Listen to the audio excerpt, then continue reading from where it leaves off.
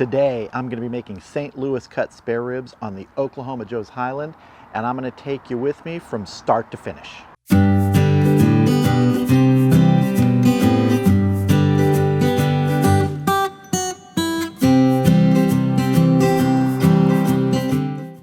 to get our charcoal chimney going. I've got this about 3/4 full of briquettes, and that's just going to help us build heat initially and get our wood going in the firebox.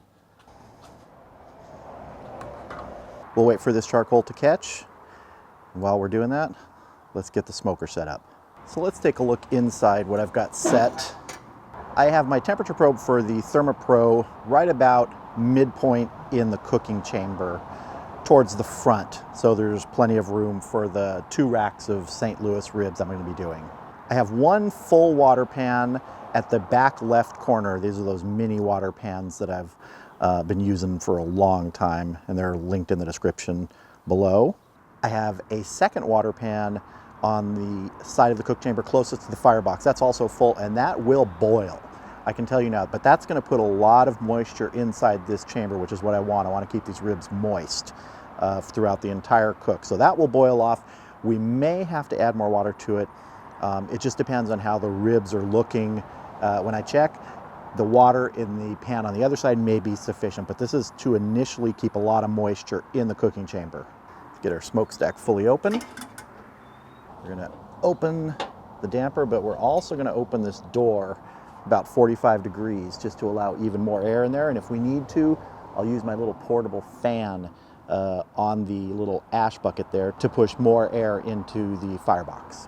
In the firebox itself, I have a piece of pecan that I didn't end up using all of. It was smothered in a previous cook.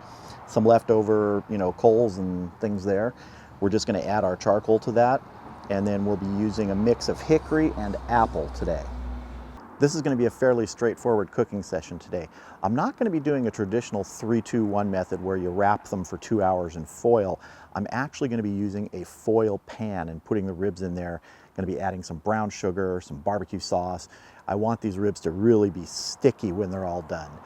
After that couple hours in that foil pan, we'll take them back out, put them naked again in the cooking chamber to sort of tighten up and get that sort of glaze on the outside. You can see the ambient temperature today is 74 degrees. That's what's showing on my ThermoPro with nothing going on in the open cook chamber. 75 degrees now. Really mild day, fairly gray. I don't think we're going to get too much warmer than this, so temperature's not really going to affect the overall cook. We're not dealing with extreme heat or extreme cold. It's not windy at all today. We're not going to have to deal with that with the smokestack or the firebox getting smoke pushed back through or too much air being pushed in. Should be a fairly straightforward cook. Okay, the top layer of coals in the chimney are just starting to get ash on their edges, and it is blazing hot, so it's time to get this into the firebox.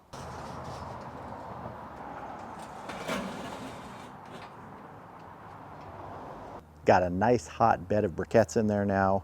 Gonna let that piece of pecan catch. I'll add more wood when we're ready to put the ribs on. So I'm gonna close this up, let it start building up to temperature. Today I'm gonna be shooting for between 225, 275. If we're right in the middle at 250, that's fine. Lower the better. If I can keep it at 225, I will. Sometimes that's a little difficult in this smoker, but we're shooting for 225 to 250. Just starting to get our first wisps of smoke from that pecan coming out. I'm gonna go get some ribs ready. All right, so I've got my 2 racks of St. Louis ribs right here.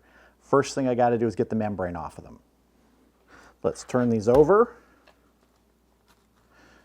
Let's get them both arranged the same way here. You can see the membrane right along here, the shiny skin. If you've never done this before, it's easy. I did a video about this and I'll link to it. What we're gonna do is get our just kitchen knife here underneath the ends. Get underneath that membrane. Then, with a paper towel for a good grip, grab it and pull. That one's done. We got a little bit of fat here. A little extra fat we're going to trim off. Now we're going to do this one. Just go right along the bone here. Get under that with your fingers. If you've got gloves like these nitrile gloves are really helpful. Saves you having to wash your hands a lot. Get a good grip. Pull that membrane. These are ready to rub. Now the rub I'm going to be using today is Famous Dave's Rib Rub. Let's see if you can see that there. I've used this before. It's really nice. I have my one gloved hand that I'm going to use to spread the rub. The other hand I'm just going to use to shake it. Want to get good coverage. Now if you're someone who likes to use a binder like mustard or Worcestershire sauce, this would be the time before you put the rub on to add that. I prefer not to use binders. I like it to just be the rub and the meat. Yes, even the back side. Especially after you remove that membrane, you want to get rub in here so it can penetrate from the back side. There's meat back here. It needs to be flavored. And I'm going to put some more on the front side.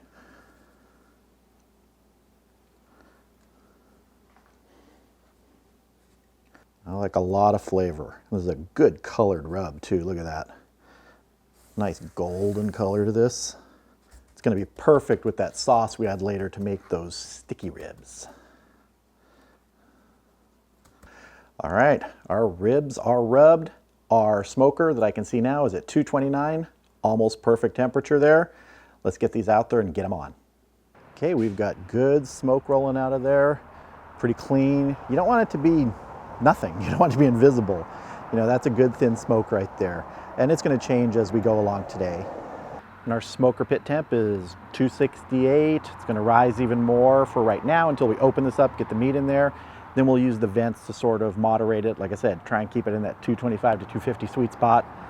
If it's 275 and under, I'll be okay, but love that low and slow. So let's get these ribs on. All right, let's get our ribs in here.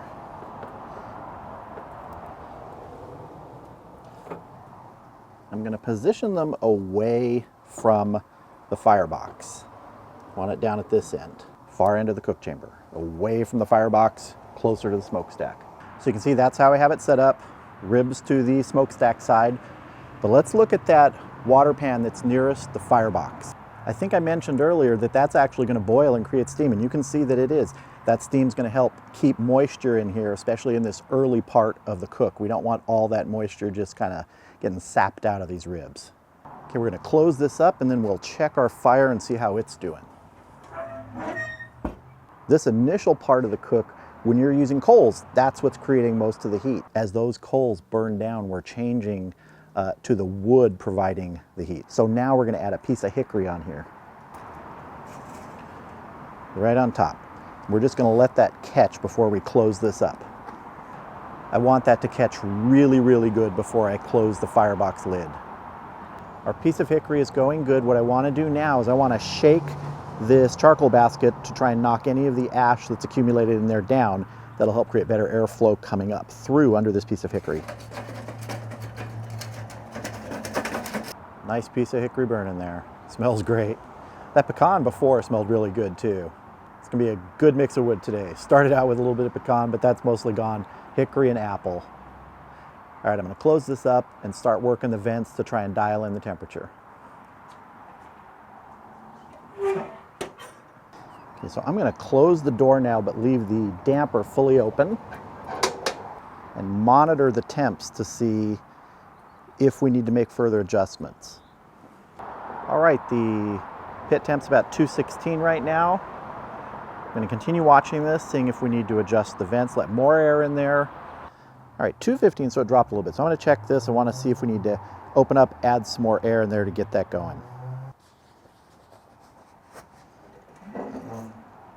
Sometimes what I'll do to allow more air in is I take my tongs, put them under the door, allow that much more air to get in there to assist the fire in getting going. If I need to, I'll use my little fan to push air in there. We'll give it a few minutes. Okay, the temp creeping back up from 215, so I'm going to add my little portable fan to push some air in there, see if we can help this along.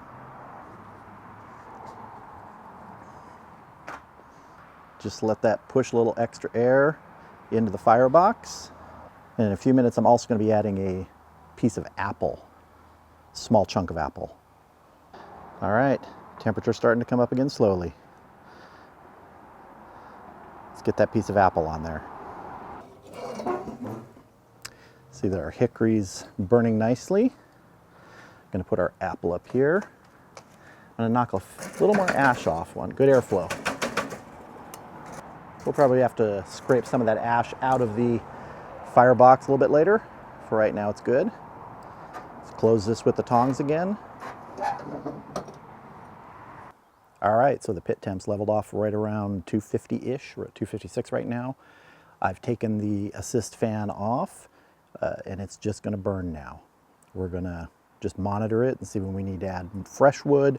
Probably in about 30 to 45 minutes, we'll have to add more wood. Probably about every 30 to 45 minutes after that. We have good smoke going there. Very clean, but there is smoke to it. It's not invisible. It might be hard to see on camera. And it smells really great. I can smell that hickory in there. And even a little bit of hint of the apple. Very distinct, scent flavors in those woods. You can differentiate them if you've smoked with them enough. So it's going well so far. We're right around our target temperature range. I'll bring you back when we need to add wood. All right, our temperature has come down to, 216. Time to add some more wood. I'm going to put a piece of hickory on here. Let's also knock down some of this ash. Got a good airflow. A piece of hickory in there. I think that's hickory. Or is that pecan? I think that might be. No, I think that's hickory. Okay, while that's catching, I'm going to take some ash out of the firebox.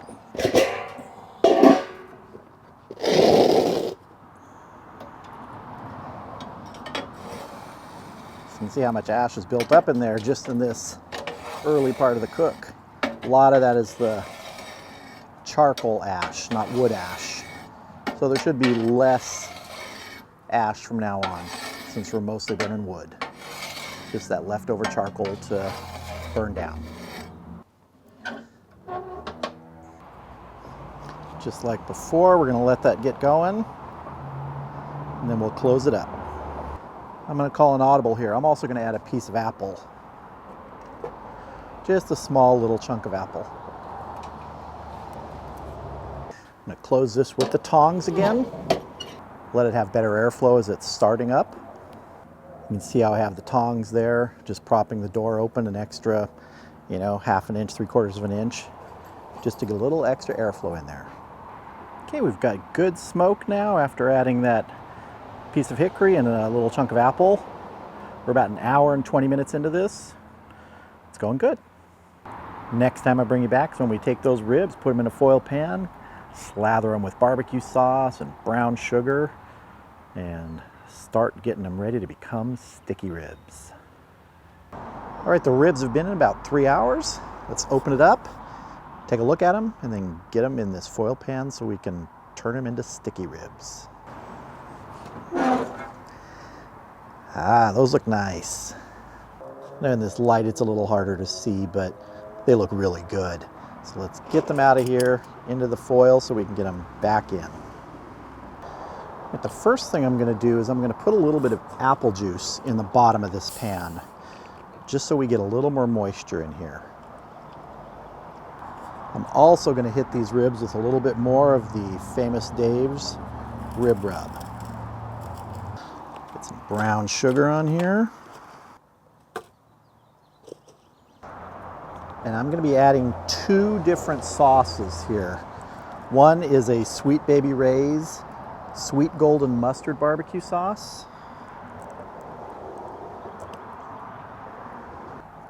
The other is just a Kraft Slow Simmer Original.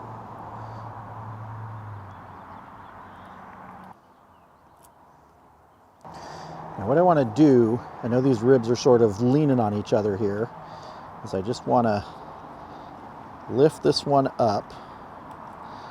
We're going to mix all this together. All this good gooey sweetness. Both ribs. I want to get them covered in here.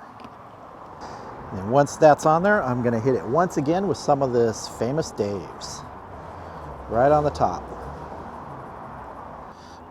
This is gonna be good. I'm gonna add just a little bit more apple juice to the bottom. I wanna make sure there's plenty of moisture in there. Now we're gonna foil it.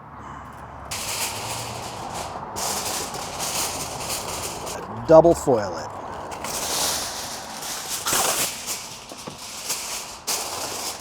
All right, let's get this back on the smoker.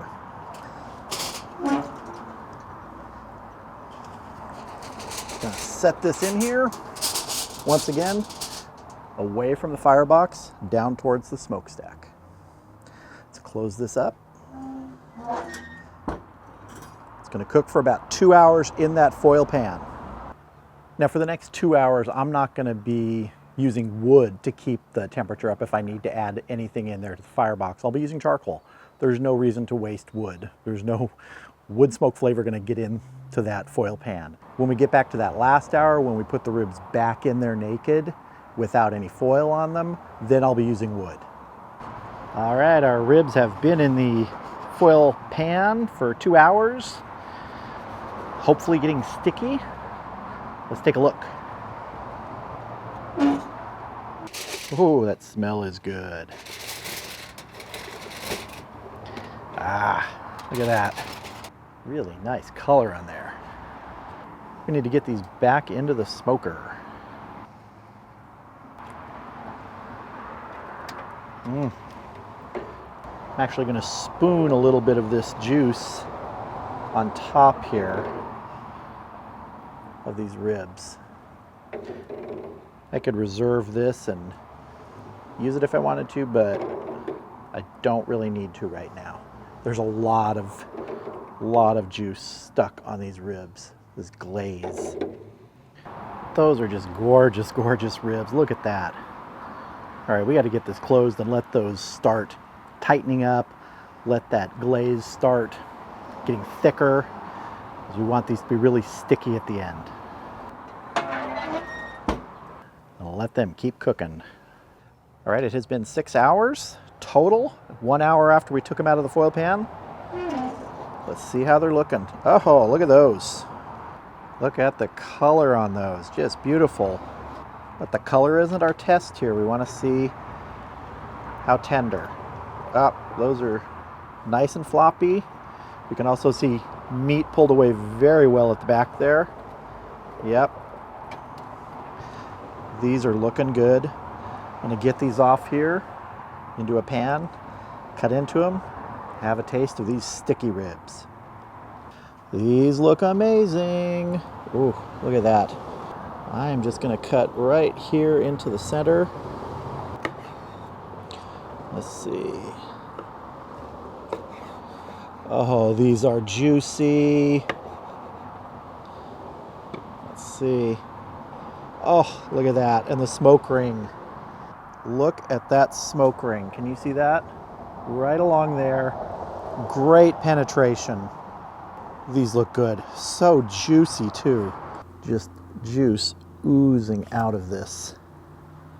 All right, I gotta taste this.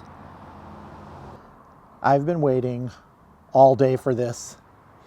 Oh, they smell amazing. I showed you the smoke ring before, but this smoke ring is incredible on these. Look at that. I hope you can see it. Let's see. Can you see that smoke ring on there? What penetration? Just awesome. Here we go.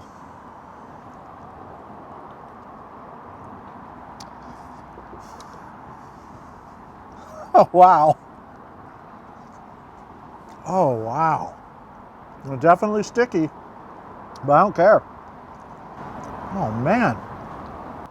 I've said it before.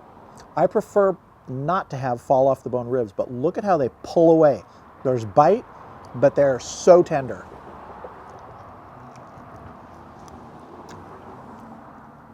Wow. I don't really care if there's anything on my face. Oh. These are up there with the best ribs I've made. These are really, really, really good. Now at the end there, when they were finished, they might not have been finished, After 6 hours, if we checked them and they still weren't quite tender, you let them cook. I would have let them go. They probably could have gone another 20 minutes, half hour, hour. It depends on the tenderness. That's the guiding principle here, not just the time. The time is a guideline. The tenderness tells you when they're done. These were done. If you've never made sticky ribs like this, go ahead and give it a shot. They're worth any mess you might have at the end.